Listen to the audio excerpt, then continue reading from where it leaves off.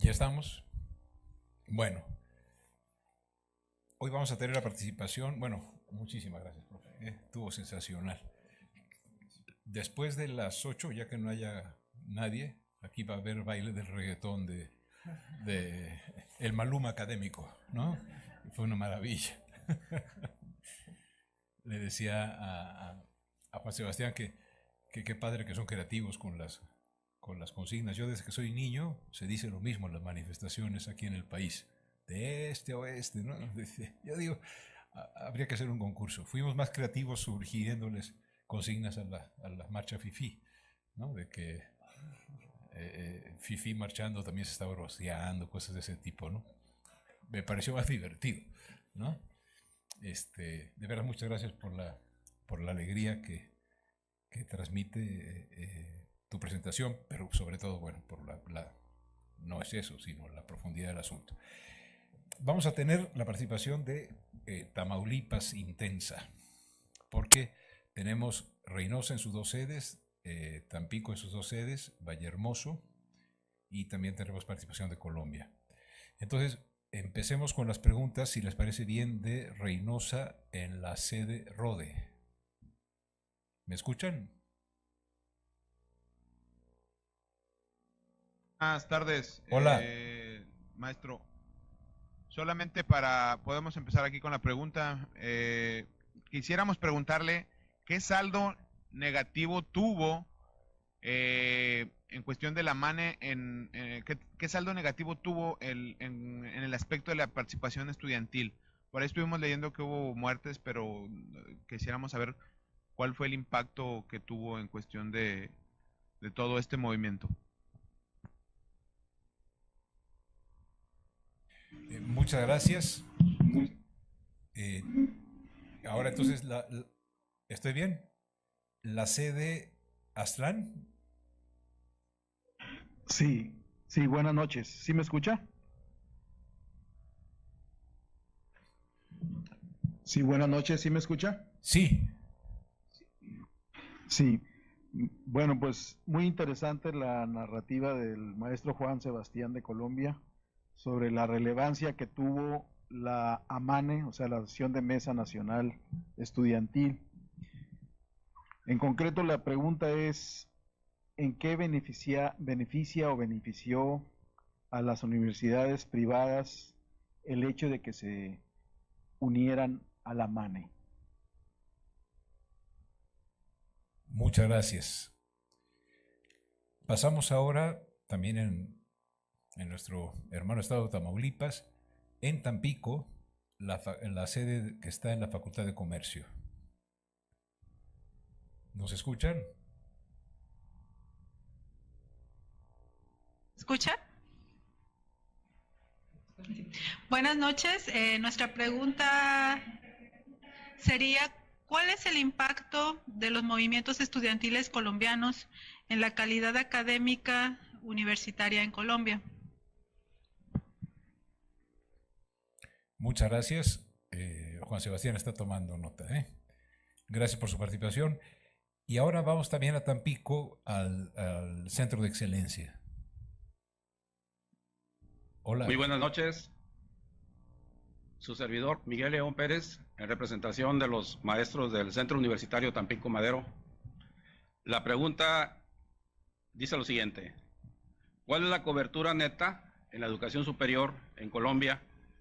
¿Qué porcentaje es atendido por instituciones de carácter privado? Por otra parte, si la tendencia a la baja del financiamiento continúa, como ya nos lo señalaron, ¿cuál es el límite para mantener un nivel adecuado de calidad? Y esto cómo impactaría, pienso yo que de una manera negativa, en la disminución de la cobertura que hasta hoy se mantiene en Colombia, que al parecer es adecuada o buena. Muchas gracias. Al contrario, muchas gracias a ti. Y vamos en Tamaulipas también a la sede de Vallehermoso. ¿Qué tal? Buenas noches, ¿se escucha?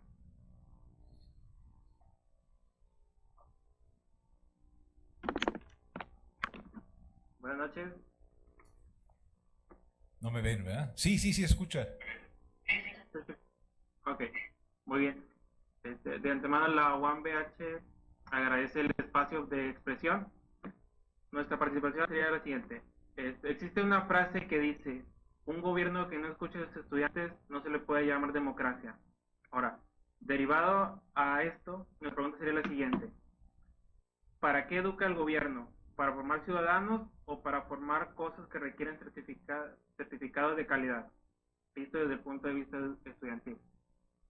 Muchas gracias. Muchas gracias a ustedes. Saludos. Y para concluir con las preguntas de las sedes, saludamos mucho a nuestros colegas de Colombia. ¿Nos escuchan, colegas? ¿Ahí están? Hola, hola. Es que yo no veo, ni aquí se ve. Buenas noches. Desde la sede Unicatólica, Cali, Colombia, están todos los representantes. Están aquí estudiantes y docentes reunidos de FENARE y FECODE. Queremos enviar un saludo. Apoyamos el movimiento estudiantil en estos momentos. Y tenemos dos preguntas para... la primera es, ¿el Acuerdo por lo Superior 2034 es una forma disfrazada de reforma a la Ley 30 propuesta en el 2011? Y la otra es, ¿qué posición tiene el invitado al respecto con Serpilo Paga y el modelo generación de financiación? Muchísimas gracias. Muchas gracias a ustedes, saludos, ¿no? Y gracias por la solidaridad. No sé si me oyeron, pero bueno, ustedes aplaudieron. Entonces, profesor, tiene usted la palabra. Bueno, lo primero que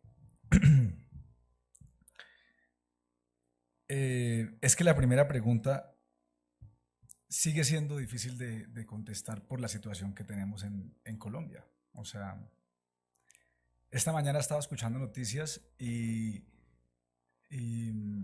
hay unos jóvenes desaparecidos en Medellín y al parecer están desaparecidos porque presenciaron un asesinato extrajudicial por parte de la fuerza pública y están desaparecidos, pues entonces es difícil, pero bueno, sí tuvimos unos saldos negativos. De hecho, una reunión plenaria de la MANE llevó el nombre de Jan Farid, que fue un estudiante de Cali que falleció en una movilización. Yo estuve tratando una vez más de indagar con precisión para esta charla en qué va el proceso de él, porque falleció en medio de la movilización. Por supuesto, el gobierno dice o el Estado dice que él llevaba explosivos o que manipuló explosivos. Las versiones en el movimiento estudiantil son otras, de que alguien hubo un explosivo que le fue arrojado desde una parte fuera de la movilización.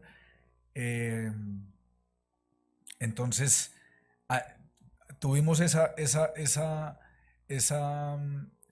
tragedia en medio de las movilizaciones, y hoy no hay certeza sobre qué sucedió Y lo peor de todo, lo más difícil, es que las dos cosas pueden ser ciertas. Yo tengo una opinión de qué puede pasar, pero teniendo también en el movimiento estudiantil expresiones de la lucha violenta, entonces puede pasar cualquier cosa.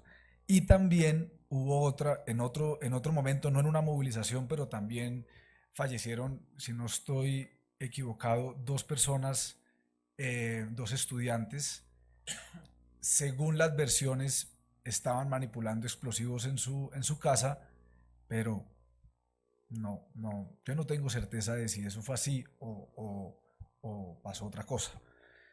Eso es más o menos lo que recuerdo, esas tres personas en medio del paro nacional universitario que fallecieron. Eso sobre la pregunta de Reynosa de la sede Rode. Sobre lo de las universidades privadas, los beneficios. En mi opinión, creo que el principal beneficio es hacer conciencia de que hoy en Colombia se piensa que en algunos sectores que es mejor ir a una universidad privada que a una universidad pública. Estar en el movimiento de la MANE nos permitió a muchos de las universidades privadas entender por qué el país tiene y necesita educación pública y que la universidad privada es más bien una anomalía dentro de un sistema. Yo tuve la oportunidad de vivir un año en Múnich, en Alemania, y en Alemania no, o sea, debe haber alguna universidad privada, pero yo no sé, de alguna disciplina muy rara, y pues porque no la prohíben, pero no se necesitan simplemente las universidades privadas, porque tienen universidades públicas excelentes y gratuitas. Entonces, ¿para qué la universidad privada? Y esa conciencia creo que se le llevó a la universidad privada en el grado que se pudo, porque también recuerdo entrando a un salón a comentar las cosas y alguien decía, pero es que si las matrículas son caras es porque la universidad vale lo que vale, entonces hay que pagarla, porque es que esta universidad es muy buena. Después hicimos un estudio, porque no se tienen datos, que mostraba cómo los incrementos de las matrículas en las universidades privadas en un periodo de 5 años eran 20% por encima de la inflación.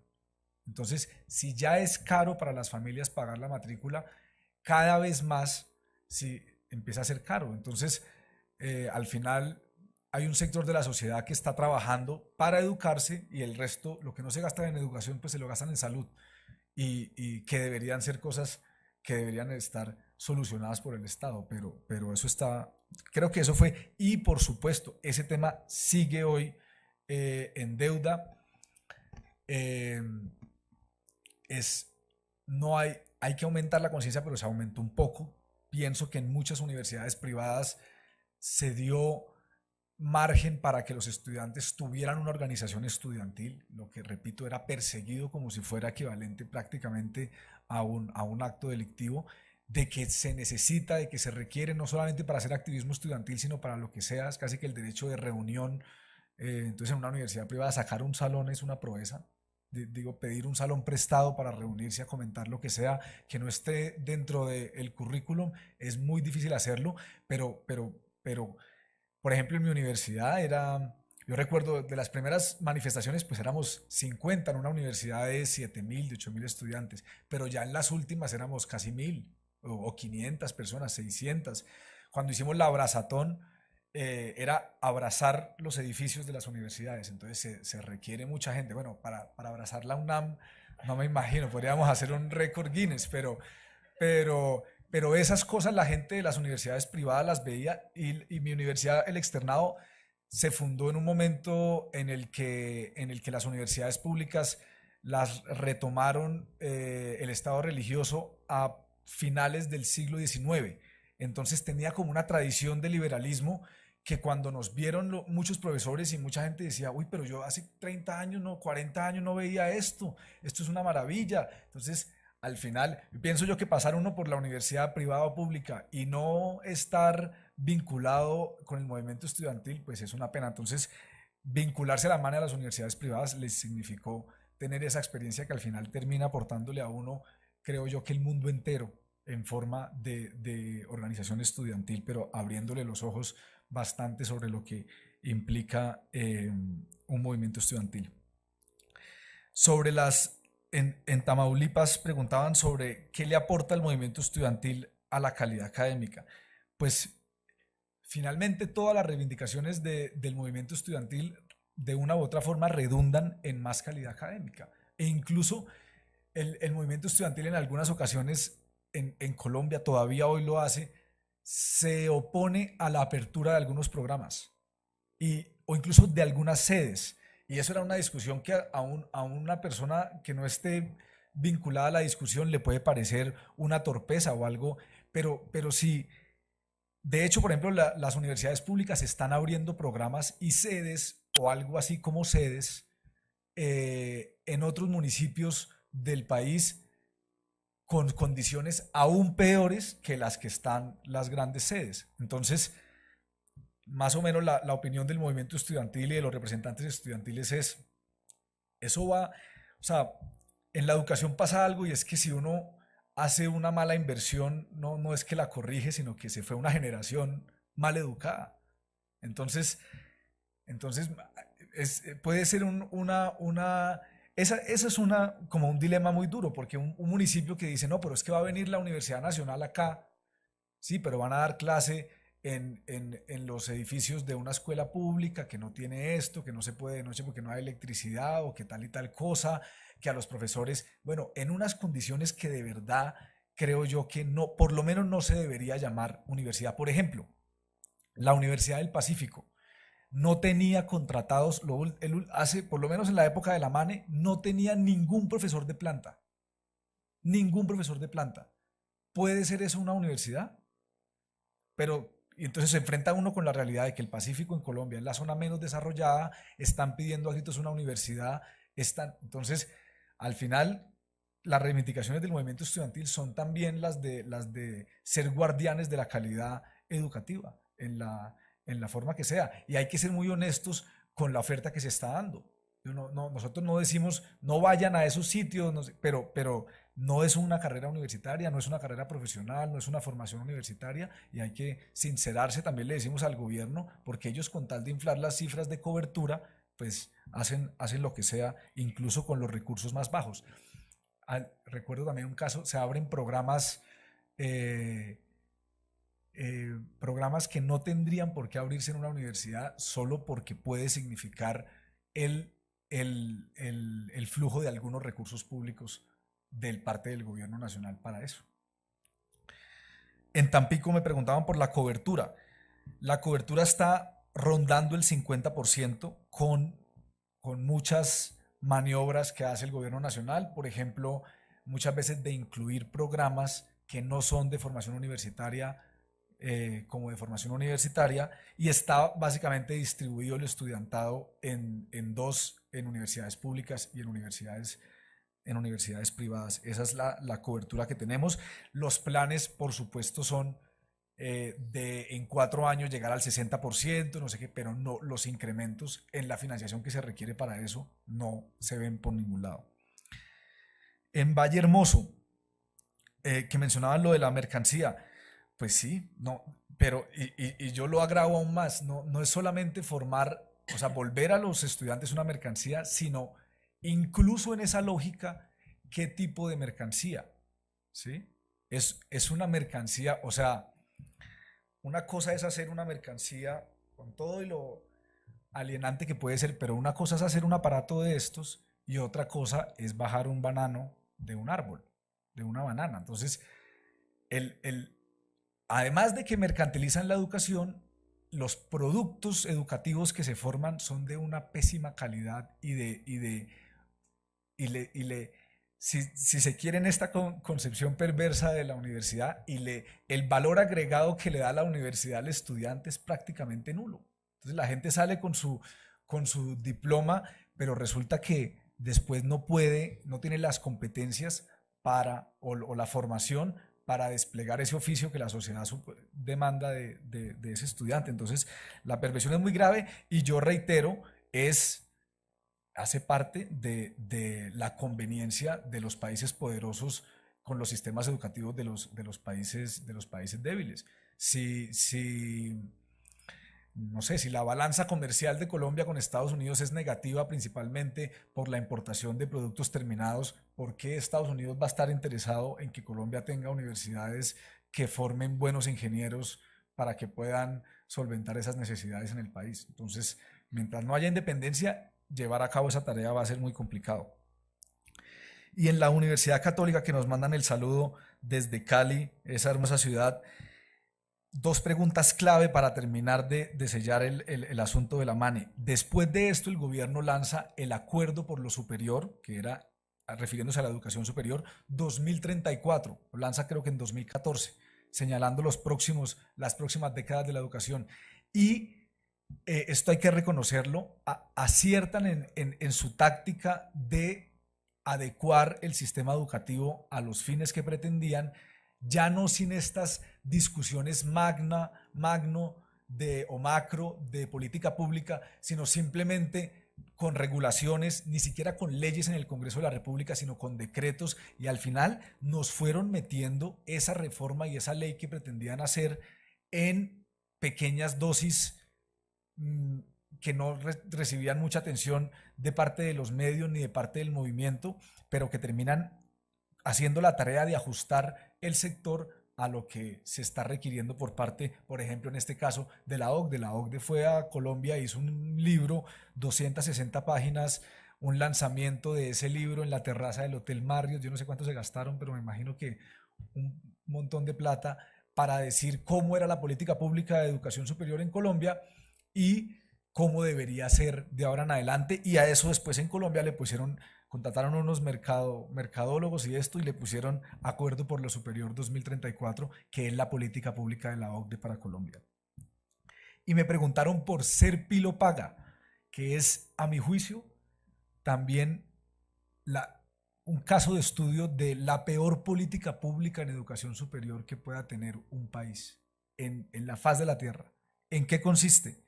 En tomar recursos públicos que antes iban destinados a las universidades públicas para seleccionar al 1% del estudiantado que termina, al 1 o 2% del estudiantado que termina el bachillerato, para que ellos seleccionen la universidad que quieran, y el gobierno, el Estado, les paga la matrícula. El 85% de esos estudiantes terminaron eligiendo las universidades privadas más costosas, universidades privadas que reciben, por ejemplo, en el primer semestre 1.000 o 2.000 estudiantes, y que el gobierno con recursos públicos le dice, por ejemplo, a la Universidad de los Andes, que es la más costosa de Colombia, le dice: acá le pago por adelantado las matrículas de el 30 o el 40% de los estudiantes que usted va a recibir en un semestre.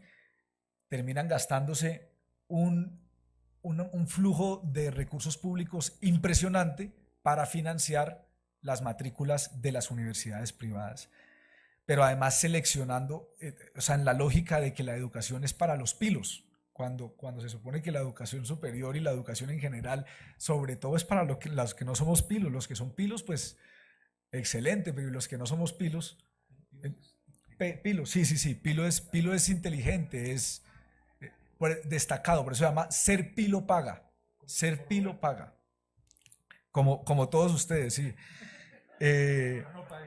Y generación, pero realmente hay estudios que muestran cómo este programa atiende a cerca de 10.000 estudiantes al año, 10.000 estudiantes al año.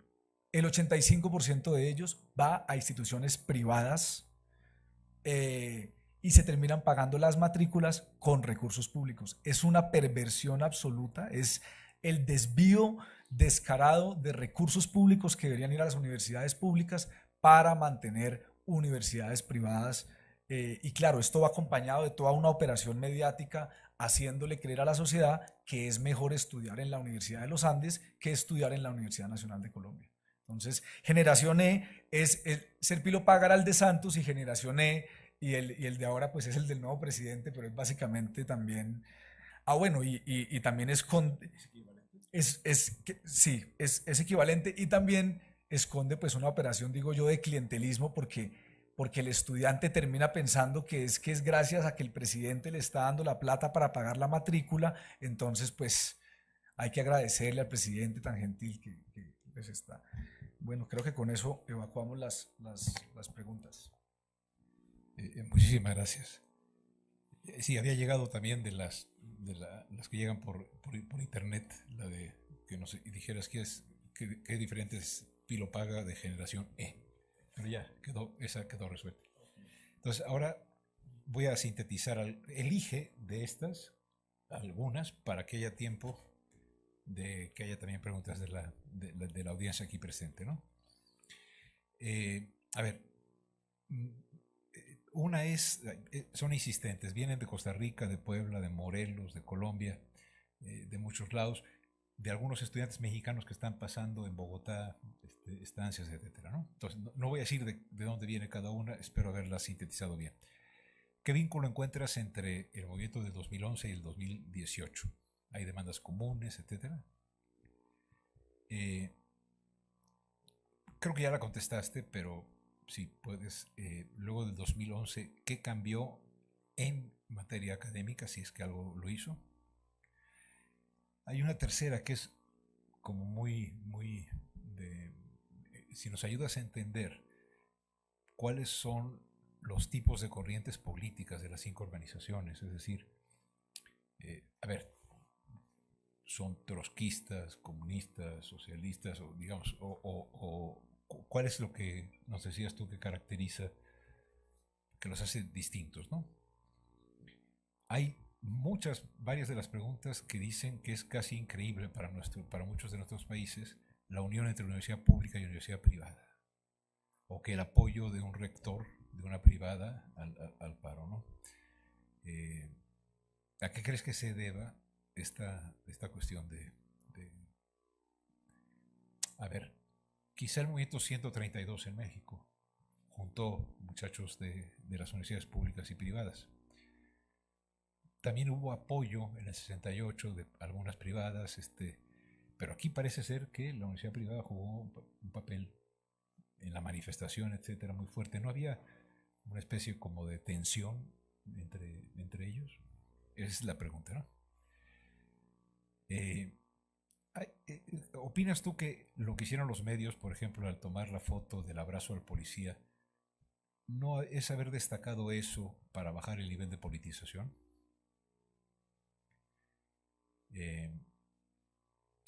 Y creo que podríamos cerrar con preguntas en torno a participación de los profesores,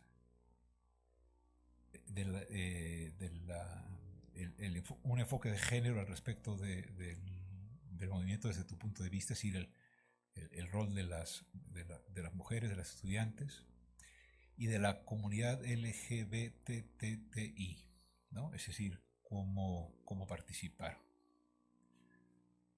Me parece que elige algunas que no hayas respondido, porque como yo estaba sintetizando estas, no sé cuáles respondiste ya.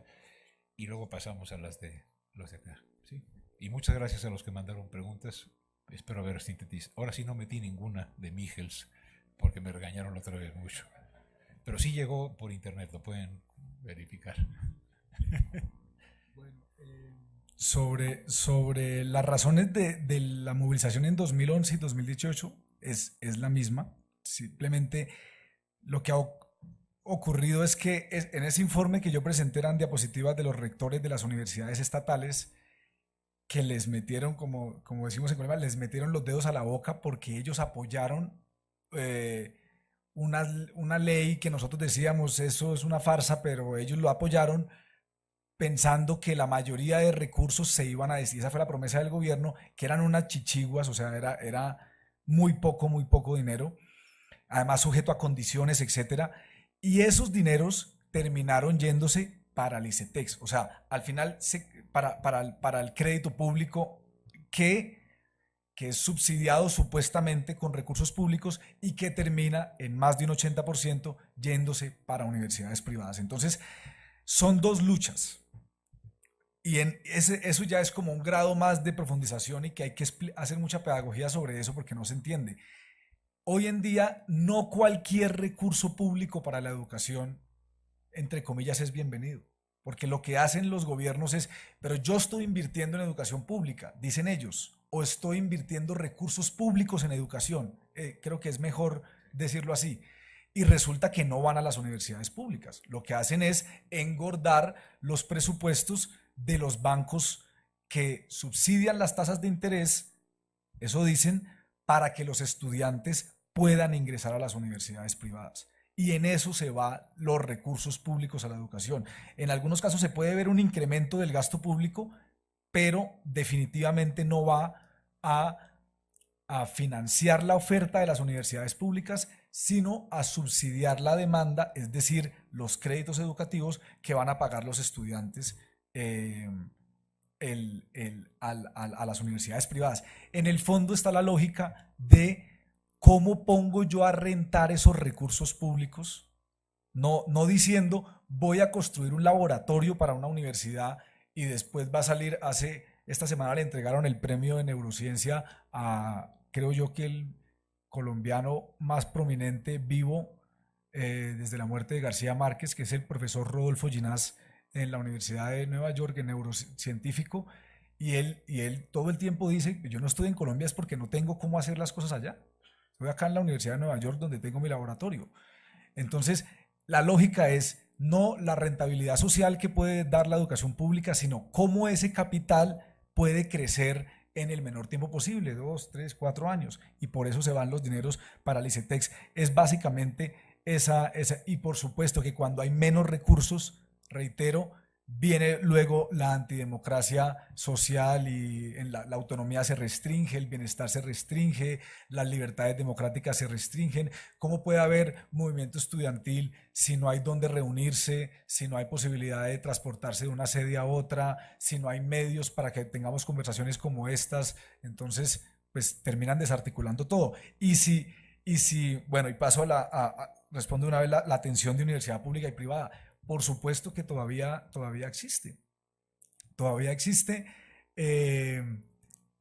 Y eso al final creo yo que tiene más que ver con los modelos de país desiguales que tenemos. Y si no se trabaja en torno a unir eso, pues lo que va a pasar es que como el movimiento estudiantil se entiende como una cosa de universidades públicas, pero las que están aumentando la oferta educativa son las privadas, entonces nos vamos a quedar sin movimientos estudiantiles. Vamos a llegar a países o a sectores como de hecho pasa en Colombia, por ejemplo, en las regiones más alejadas, la oferta de educación superior puede ser 80% privada y 20% pública. Es que ¿qué movimiento estudiantil va a haber en esas universidades si alguien alza la mano y lo van echando de la universidad? Si lo que dice no le gusta a los dueños de la universidad o al rector de la universidad, o donde se vulnera, y por supuesto el Ministerio de Educación no actúa para garantizar esos derechos que tienen los estudiantes de organizarse y de tener reivindicaciones. Sobre las corrientes políticas de las organizaciones estudiantiles, pues hay de todo. En esas, o sea, nosotros alcanzamos a tener, por ejemplo, en la MANE, los jóvenes cristianos, jóvenes del Partido Verde, jóvenes liberales, las 5 principales organizaciones fundantes de la MANE. No sé si todas se reconozcan como comunistas, pero digamos que seguramente todas sí se reconocen como revolucionarias y como contestatarias y con la ambición no solo de cambiar la educación, sino tenemos muy claro que la educación que tenemos en el país corresponde a un modelo de gobierno y de relaciones con el mundo, que es lo que hay que cambiar. Pero eso, digamos, fue muy bien llevado en el momento de la MANE y permitió, hablábamos con franqueza con todas las organizaciones que consideraban una u otra cosa, para invitarlas al movimiento, para que se sintieran cómodas, por ejemplo, la caracterización del conflicto armado en Colombia fue un debate larguísimo, porque quienes estaban acompañando, por ejemplo, la visión de las guerrillas, tenían una caracterización. O sea, había en la MANE había desde acá no pasa nada, ¿sí? Es una amenaza terrorista, que es la posición del actual gobierno, hasta guerra popular y prolongada, no sé. Entonces, sí, todo. Logramos ponernos de acuerdo en la fórmula de que lo que había en Colombia era un conflicto armado y que el movimiento estudiantil abogaba por una solución dialogada y política a ese conflicto armado. El abrazo del policía, total. Yo tuve incluso dudas de poner la imagen en las diapositivas, porque en ese momento nos confrontó bastante, porque nosotros, por eso yo mencioné, no fue una orientación de la MANE, no fue que la MANE dijera todo el mundo a abrazar policías o a regalarles flores, pero fueron, de hecho yo nunca supe, me lo preguntaron mucho los medios, pero nunca supe quién era el pelado de la foto, el muchacho. Lo buscaron para entrevistarlo, no sé, y nunca supe ni de dónde estudia, ni qué hace, pero pero la imagen, creo, y por eso la tomé, porque refleja la gran aceptación que tuvo. Este medio de comunicación no es ni de cerca alternativo, pero nada, es una revista, digamos, del establecimiento colombiano, que puso en su portada una imagen del movimiento estudiantil y que de pronto no con la línea de uno, pero que su artículo de la portada finalmente ponía al movimiento estudiantil en un papel destacado en ese momento en Colombia. Después, tampoco lo dije anteriormente, pero después metieron a la MANE entre los líderes, entre los 10 líderes del país de la Fundación Telefónica, y los jurados eran expresidentes y el jefe de las fuerzas militares, y, o sea, la gente del establecimiento que dijo, acá hay un mensaje, yo creo que ese mensaje sigue latente. Estos estudiantes hoy, los que están en el paro, incluso sectores políticos que agencian posiciones bastante retardatarias, tienen unas dificultades enormes para oponerse al movimiento. Hoy habló el presidente Duque, al que nosotros le hacemos una fuerte oposición, y él dijo que él estaba totalmente de acuerdo con los estudiantes en todo, pero que no había plata, que no había dinero. Ahí Jennifer Pedraza, que estudia economía, que es súper pila, súper inteligente, le demostró en una serie de trinos cómo es que sí hay plata, pero él la utiliza para el ICETEX, para el banco, para los créditos estudiantiles, y no para que las universidades públicas solucionen sus problemas de infraestructura, de docentes, de investigación, etcétera, etcétera. En cuanto a profesores, estuvimos 100% conectados con los sindicatos de profesores, con organizaciones civiles de profesores que no son sindicatos, federaciones, por ejemplo la Federación Nacional de Profesores Universitarios, durante todo el movimiento. Y aunque también nosotros adoptamos una frase que le decimos los profesores buceta, que son los de hora cátedra, los que tienen que ir de universidad en universidad en bucetas, dando clases para juntar un salario decente, eso también desarticula el movimiento profesoral, y luego en las universidades privadas es prácticamente imposible constituir un sindicato o que los profesores expresen solidaridad con el movimiento estudiantil, pero digamos, se hace lo que se puede con los profesores en toda parte, pero sí se nota que la ausencia de la dedicación de profesores de planta en las universidades públicas, y digamos, el abuso de los profesores ocasionales y de hora cátedra en las universidades privadas y públicas también, ha llevado a que haya un decaimiento notorio en las organizaciones de profesores en la educación superior en general. Sí, buceta, porque van en bus de universidad en universidad.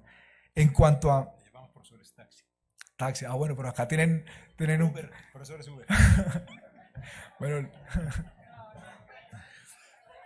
En cuanto al enfoque de género, aunque no tenemos este afortunado como toma de conciencia actual sobre el papel que deben tener las mujeres, que en muchas universidades son mayoría de estudiantes, tienen unas tasas de deserción en muchos casos menores a las de los hombres, en otros no, pero no teníamos esa conciencia, pero sí había una reflexión de, por ejemplo, de los 25 voceros de la MANE, solo había 3 mujeres, que era pues un dato difícil. Ahora, en este movimiento, las caras más visibles son mujeres como Jennifer Pedraza. Yo creo que de los que aparecen en el video, que son unos 10 activistas, fácilmente más de la mitad, tal vez 6 o 7, son mujeres, y son mujeres muy decididas, muy, como decimos nosotros, muy berracas, muy conocedoras del tema, pero en ese momento realmente no. Claro, digamos, la comisión de voceros se llamaba Comisión de Voceros y Voceras, y estábamos empezando, creo yo, a tomar conciencia de este tipo de aproximación a los temas, porque al final cualquier tema bueno, en general cualquier tema de la sociedad creo que necesita esa aproximación, porque si es duro para los estudiantes normales que la universidad esté, o para hombres estudiantes que la universidad esté desfinanciada, seguramente lo es más para las mujeres, y si las matrículas suben en las universidades privadas y afecta a todos los estudiantes, estoy seguro que afecta más a las mujeres. Entonces, en buena hora se está tomando conciencia de este tema y aproximándose a las discusiones con este enfoque. Y lo mismo con el LGBTI. Siempre la comunidad LGBTI hizo presencia, discutió con su enfoque particular los temas sobre todo en la construcción de la Ley Alternativa de Educación Superior, pero no solo la comunidad LGBTI, también, por ejemplo, las poblaciones indígenas que estaban en el movimiento estudiantil, hablaron de ese tipo de enfoques, de cómo se pensaba en una educación superior para estos sectores, si la que teníamos era o no era, y cómo se podía avanzar más allá de las cláusulas generales que teníamos de una nueva ley alternativa de educación superior para trabajar el enfoque particular de estos temas. Bueno, y ahora hay tantas cosas. La secretaria de Educación de Trump acaba de complicar o de aumentar los requisitos para las denuncias de acoso sexual en las universidades. Es que esto, o sea, la regresión que estamos teniendo a nivel mundial es impresionante. Entonces, ojalá que la mayoría de movimientos estudiantiles o todos los movimientos estudiantiles tomen nota de que los asuntos de género, los asuntos de la población LGBTI deben ser inmediatamente adicionados a la agenda de discusión de todos los movimientos estudiantiles. Muchas gracias, Juan Sebastián. Ahora tenemos 22 minutos para preguntas. Si quieren, así como vi, 1, 2, 3, acuérdense de su número, 1, 2, 3, 4, hasta 4 llegamos ahora. Si no, les vamos dando 5, 6, hay bastantes números más. Entonces, usted primero, por favor, profesor. Viene el micrófono, por favor.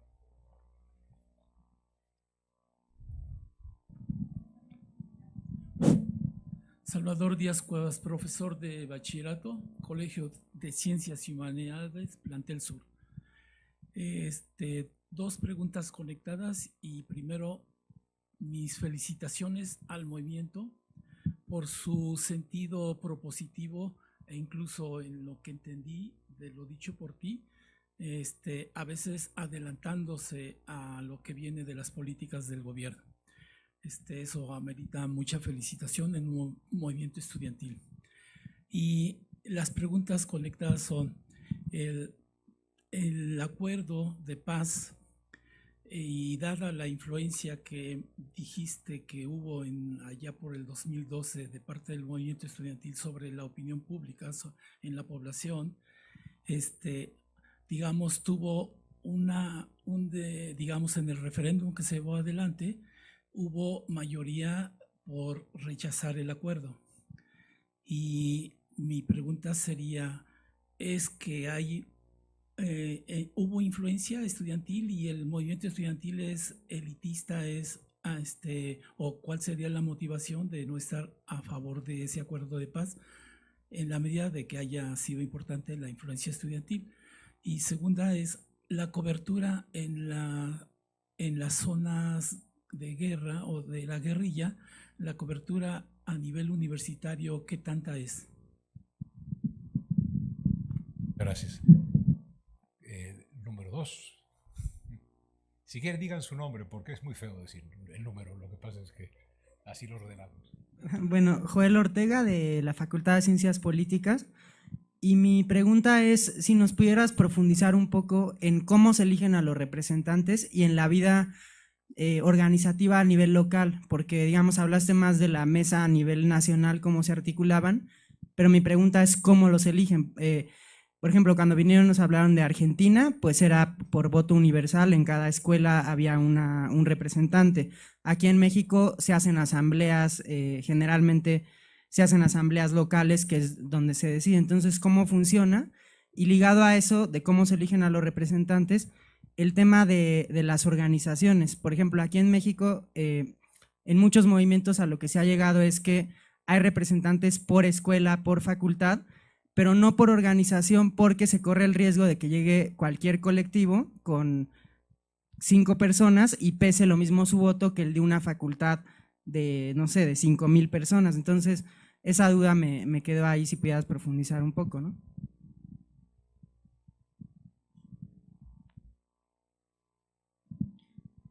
Hola, yo soy Magdalena, soy profesora de la UNAM y bueno, lo primero es que pues un saludo y nuestra solidaridad con el movimiento colombiano ahorita y que ojalá se los puedas transmitir. Aquí hemos tenido muchos compañeros colombianos que han venido a estudiar, sobre todo en los posgrados, y que nos cuentan pues lo difícil que es acceder a la educación superior y a los posgrados mucho más. Y entonces, pues creo que por eso también esa lucha nos es muy entrañable.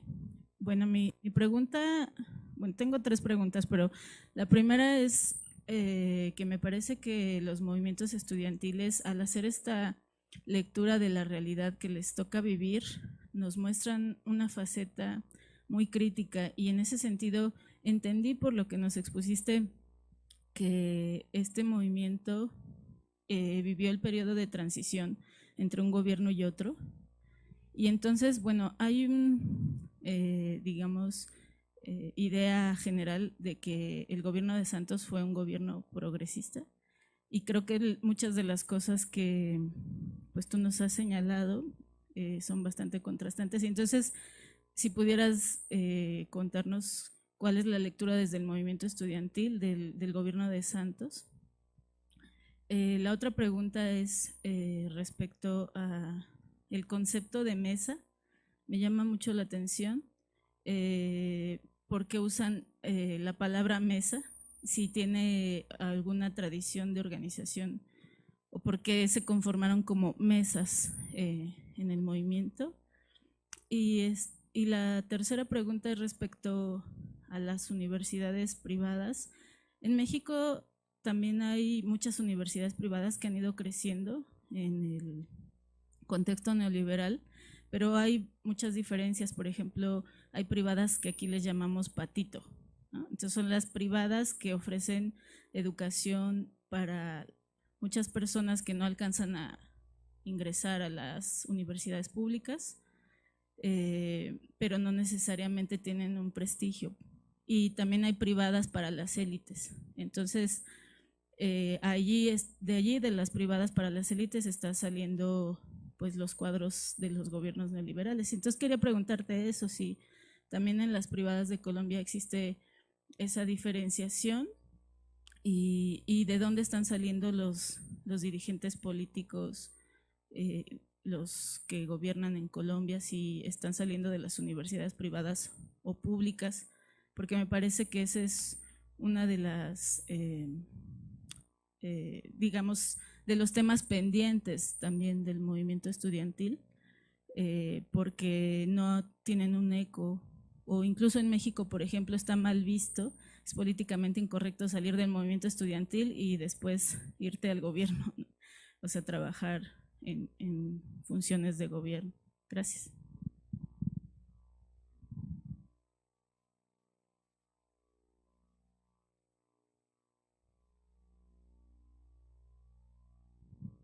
Gracias. Yo soy número 4. Soy Atzelvi Hernández. Yo soy parte de un movimiento que es el movimiento de aspirantes excluidos de la educación superior. Desde el año 2006 nosotros hemos buscado visibilizar un problema en el país que tiene que ver con la falta de oportunidades para un amplísimo sector de la población para ingresar a la educación superior.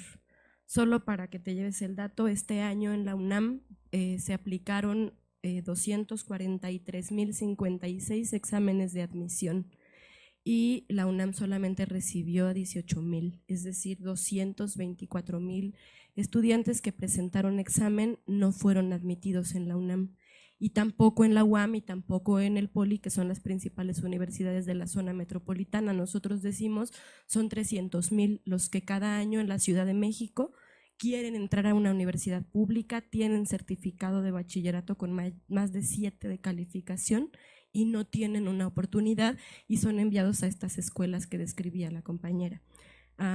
Cuando tú decías que hay centras, digamos, parte del problema en el aumento de la matrícula sin aumento de presupuesto, bueno, el aumento de la cobertura sin aumento de presupuesto, lo que implica una reducción del aporte anual que hace el Estado.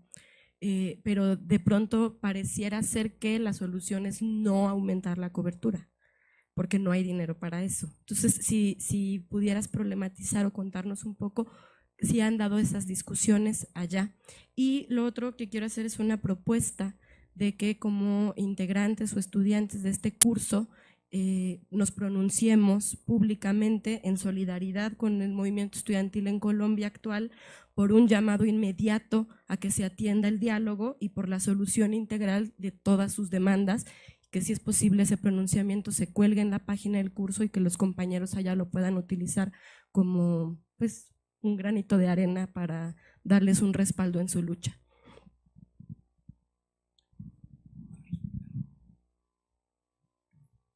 Con estas 4, para que responda Juan Sebastián.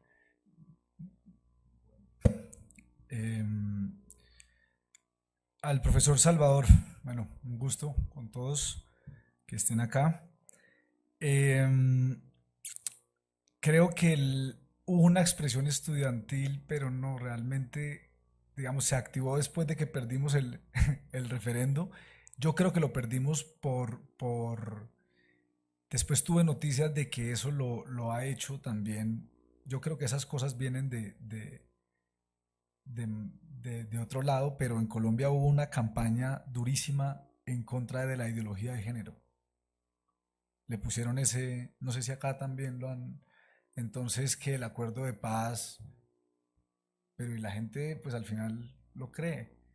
No se iba a volver a todos homosexuales o que si se enseñaba educación sexual en los colegios, una cosa impresionante, que yo creo que fue el asunto fundamental. También el hecho de que las guerrillas estaban en un momento de desprestigio enorme, y Santos también, entonces eso lo capitalizó finalmente la derecha que hoy tiene el poder en el país, ese sector político.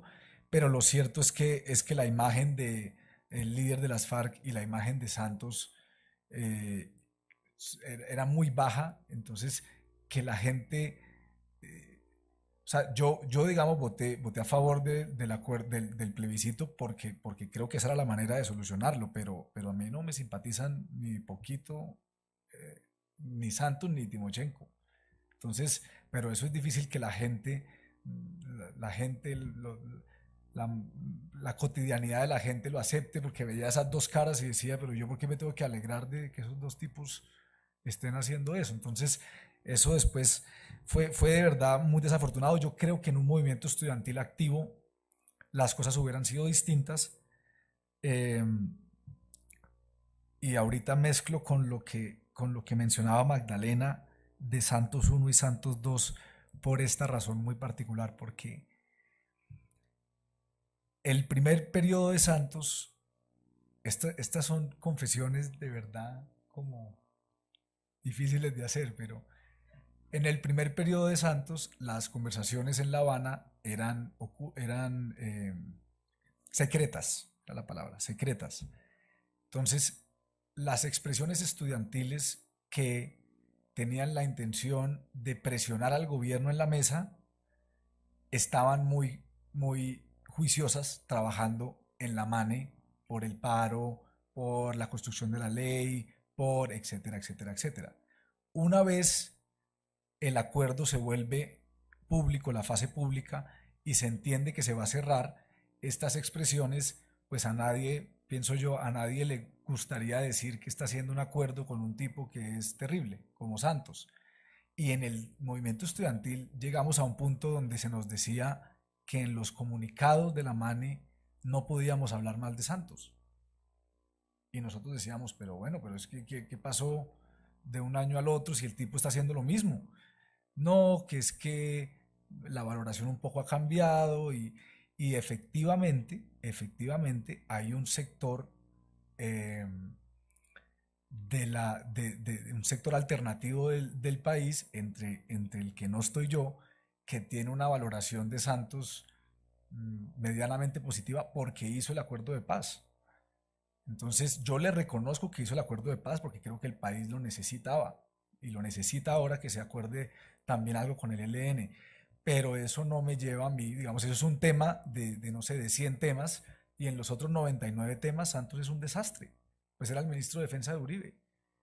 y el ministro de Hacienda de Pastrana, que es el gobierno anterior, y el ministro de Comercio Exterior de la Ley 30, o sea, ha estado con todo el establecimiento colombiano que tiene el país, como ustedes escucharon, el segundo más desigual de América Latina y el séptimo más desigual del mundo. Entonces, creo que por hacer el acuerdo de paz no se merece el título de progresista, por eso es una discusión política bastante gruesa en Colombia. El que se considera el más progresista de Colombia le avala muchísimas cosas a Santos, y ahora se las está avalando a Duque, que es el exalcalde de Bogotá, Petro, con el que yo también estoy muy en desacuerdo, que tengo una valoración distinta del gobierno de Santos y distinta del gobierno de Duque. La cobertura en zonas de guerra. Realmente hace poco tuve la oportunidad de estar en Sarajevo y de conocer la historia del sitio de Sarajevo en medio de la guerra de los Balcanes, y es impresionante. Entonces, en Colombia, no, digamos, el cerco a una población urbana, la más grande, fue a una población muy pequeña que queda ubicada en La Selva, que es la capital del departamento de Vaupés, que es uno de los menos habitados en la frontera con Brasil. Entonces, las zonas donde estaba la frontera realmente están muy, muy alejadas de los sitios donde se está requiriendo más educación superior, pero por supuesto que no solamente la educación, sino la salud, el tema del desarrollo productivo empresarial, vías, etcétera, está en un rezago impresionante en estas zonas de conflicto, y esperemos que haya una manera de compensar esos años en los que allá no se invertía por mil razones. En algunas zonas, el movimiento estudiantil, por ejemplo, la Universidad de Antioquia, que es la segunda más importante del país, después de la Universidad Nacional, que es la universidad que tiene sede en Antioquia, el departamento cuya capital es Medellín. Allá no se pueden hacer elecciones, no sé si ahorita hay o no recuerdo, pero en la época de la MANE no se podían hacer elecciones de estudiantes, porque había tanto presencia de la guerrilla como presencia muy fuerte de grupos paramilitares al interior de la universidad. Entonces, cuando se intentaban hacer elecciones, se quemaban las urnas, se amenazaban a los candidatos estudiantiles. Entonces no había, digamos, para poner un ejemplo de cómo llegaba el conflicto a un claustro universitario ubicado en la mitad de una gran ciudad. Pero en las zonas más, digamos, donde desarrollaban los combates, el narcotráfico y esto, no es que haya un problema con la educación superior, sino que no ha habido educación superior porque la gente simplemente se ha ido de ahí o algo. Entonces, ojalá que esas zonas del país empiecen a desarrollarse como corresponde. La pregunta de Juan Ortega sobre la elección de representantes. Bueno, es distinta en cada universidad, pero por ejemplo en la Universidad Nacional, Jennifer fue elegida por voto universal de los estudiantes en todas las sedes donde está la Universidad Nacional, que tiene 8 sedes en todo el país. Todos los estudiantes votan por fórmulas de candidatos. Más o menos se conocen las organizaciones políticas de las cuales hacen parte los estudiantes. Obviamente hay estudiantes que dicen que se lanzan en contra de los estudiantes que son organizados y que tienen una expresión política. En la Universidad Nacional tienen un Consejo Nacional de Representantes Estudiantiles, porque cada facultad también elige su representante de facultad, y cada programa por ejemplo, la Facultad de Ingenierías es la facultad más grande de la Universidad Nacional, ser representante de esa universidad, de esa facultad, unas que tienen una importancia por la cantidad de estudiantes que tienen, y otras que tienen una importancia como ciencias humanas o ciencia política por el peso del activismo estudiantil. En el caso de la MANE, la mayoría, yo terminé en la Comisión de Comunicaciones y la verdad me terminé dedicando a eso siendo abogado, porque la mayoría éramos abogados, politólogos, uno que otro economista, pero nos hacían falta diseñadores, publicistas, ingenieros, médicos. Entonces, dependiendo de ese peso, pero normalmente se eligen así. En el externado hay otro tipo de elección. Las personas pueden votar, los estudiantes pueden votar por 4 candidatos, o sea, tienen 4 votos y se lanzan, digamos, no sé, 20 personas, y los estudiantes pueden marcar hasta 4 personas, y después según el orden de la elección. Esa es un poco compleja, no es lo tradicional. Pero los representantes de organizaciones sin duda son una anomalía. Lo que pasa es que como eran las organizaciones estudiantiles las que dinamizaban el movimiento estudiantil, al principio se entendía y se les dejaba participar como organizaciones, con la inconveniencia de que puede haber una organización y eso de hecho nos pasaba en la nacional, en la MANE. Mientras habíamos organizaciones de miles de activistas, había otras de decenas de activistas y ambos tenían 2 representantes. Eso en la medida en que se fue organizando, por ejemplo, cuando se dijo, no, las universidades van a elegir 2 delegados por universidad, eso se fue, las organizaciones ya en un momento, no, por ejemplo, a ese comité operativo no asistían delegados de las organizaciones. Recuerdo que se dijo, les vamos a permitir la asistencia, pero como invitados fraternales que no tendrán derecho a voto, podrán intervenir, pero no tendrán derecho a voto. No, yo creo que lo ideal es, en el Cono Sur tienen las federaciones estudiantiles, que es la forma en la que debe, y después las confederaciones, como en Chile, que es la forma que debería adoptar una organización gremial más acabada, digo yo. Y sobre el aumento de cobertura, lo que mencionabas pues ese es un dilema del movimiento estudiantil. Claro, nosotros sí queremos cobertura, aumento de cobertura, pero en las condiciones en las que se hace ese es uno de los grandes temas en los que tenemos que profundizar y mirar qué fórmula, qué tipo de planteamiento de política pública se puede establecer, pero uno ahí habla, por ejemplo, con los directores de programa. Yo me pongo a pensar en la situación del director de medicina de la Universidad Nacional, que solo recibe 80, y si yo hoy le digo, oiga, pero es que acá hay un poco de gente esperando que ustedes abran más cupos, y él también va a decir, pues sí, pero es que si tenemos, no sé, tantos cadáveres en la morgue para estudiar anatomía, y si no nos traen otro, pues entonces ¿cómo hacemos? O ingeniería de sistemas. Seguramente, y estoy seguro que el director de ingeniería de sistemas querrá atender a más estudiantes, pero si no tiene los medios, él también tendrá que tomar una decisión al respecto, pero esa es una de las grandes complicaciones que hay. Lo de mesa, no, digamos que fue un accidente feliz, se utiliza allá las palabras coordinadora, multiestamentaria, plataforma. Alguien dijo mesa y yo no sé, y fue afortunado y se adoptó y se volvió como trendy, entonces mesa.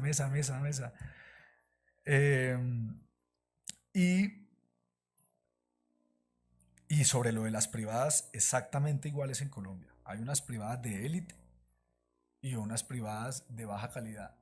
Y pasan cosas increíbles como esto. La Universidad Nacional de Colombia en Bogotá no tiene carrera de periodismo porque no la han dejado abrir.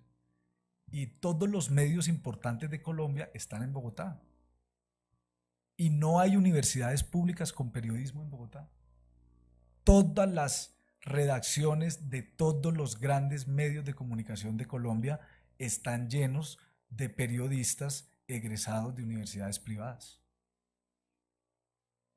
Imagínense cómo en Medellín sí hay, la UDA tiene unos medios de comunicación y tiene unos periodistas excelentes. Los de Bogotá también son buenos, pero yo quisiera ver qué hacen egresados de la Universidad Nacional en las salas de redacción, por ejemplo, frente al cubrimiento de las manifestaciones que estamos teniendo en este momento en Colombia. Pero es una manera muy diciente de cómo el poder dice qué le interesa y qué no le interesa que se haga. Después también en algún momento fueron los mismos poderosos los que decían qué universidades públicas deberían abrir el programa, por ejemplo, ingeniería de petróleos y en qué zonas y para cuántos estudiantes y así.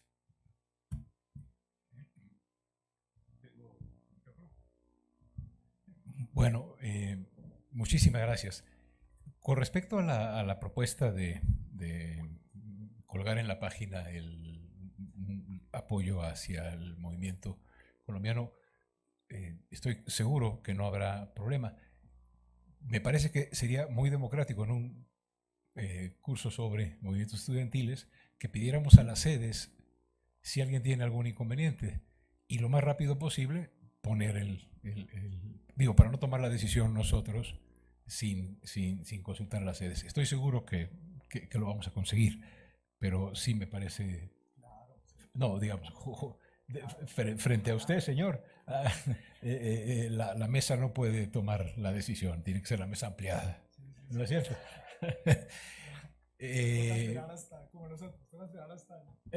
Sí, hay que respetar. Pero muchísimas gracias, es una gran iniciativa, te lo agradecemos muchísimo. El movimiento colombiano, desde luego, cuando sacaron la pancarta apoyando acá, ¿no? Tendrá el correspondiente apoyo. Ojalá sea un grano de arena valioso, ¿no? Y bueno, se ha acabado el tiempo. Agradezco mucho en nombre del curso a todos las sedes, a todos ustedes, y muy especialmente a los colegas de Colombia, y le entregamos a Juan Sebastián López Mejía la constancia por su participación. Juan Sebastián, de veras gracias. Un placer enorme. El próximo viernes a la misma hora y por el mismo canal.